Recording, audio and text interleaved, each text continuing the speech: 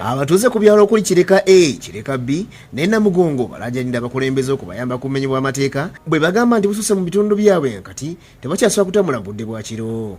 Abatuuze bano bagamba nti ababbi bano batambula mu bibinja naddala mu ssaawa ez'okumakya ng'abantu bagenda ku mirimu kw'ossa ne mu ssaawa ez'akawungeezi nga bakoma okuva mu mirimu ne babateega ne bakuba n'okubatwalako ebyabwe omuli ensimbi n'amasimu. Insecurity egwa buggwi naye ffe ng'ekitundu kyaffe tukifubako nnyo okulaba nga tunyweza security kuba tukolaganira wamu ne poliisi naye nga bw'omanyi abasajja abo abamenyi b'amateeka bamanyi okuzinduukiriza naye ate ne bwe batuzinduukiriza naffe tubeŋŋanga nga bwe baba bazze.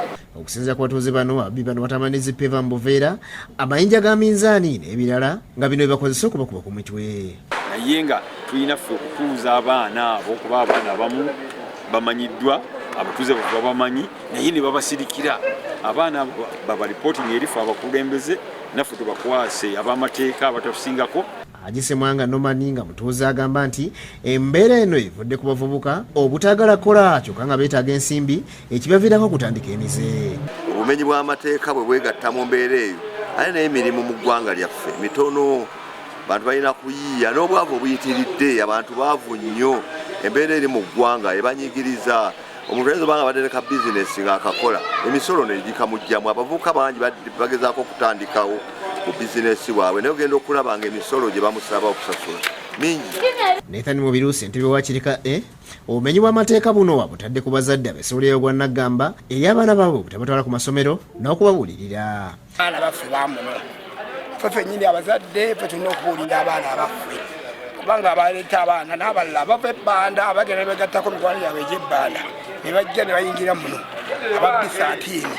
Basinzidde wano ne balaajanya abakuumaddembe n'abakulembeze okubayamba ku babbi bano. Bino bituukiddeko mu lukiiko bakulembeze bwe babadde basisinkanya abatuuze nga basaba okubawa ettaka okusobola okukola enguudo mu bitundu byabwe mu nteekateeka World Bank mwe yawerayo ensimbi okukola enguudo mu kampala emiriraano. Si baakusasulwa kubanga akakantu ako tekaliimu nti bo baatuwa buwi ssente zikola bukozi ki luguudo lwokka era saagala muntu abeere agambe nti awo oluguudo nga bwe lujja nti World Bank yetaddemu ssente ne compensation ziweziri. Abatuuze basembye ekiteeso ky'okuwaayo ettaka kyokka ne basaba UNRA kubateera amatala ku nguudo zino kikendeze ku bumenyi bw'amateeka. Njagala okwebaza abatuuze bonna ababadde mu lukiiko bano.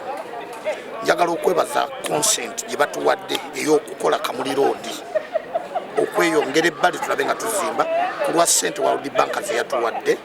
Nti World Bank eno oluguudo lwe bakoze luli ku world standard lujja kuba lugazi 30 meters lujja kubaako drainage eri ddabo lujja kubako ebitaala nga biri ddabo nga biri side ne side y'ekkubo ate era lujja kuba lwa 2.5 kilometers okuva e Kireka okugenda wammwe.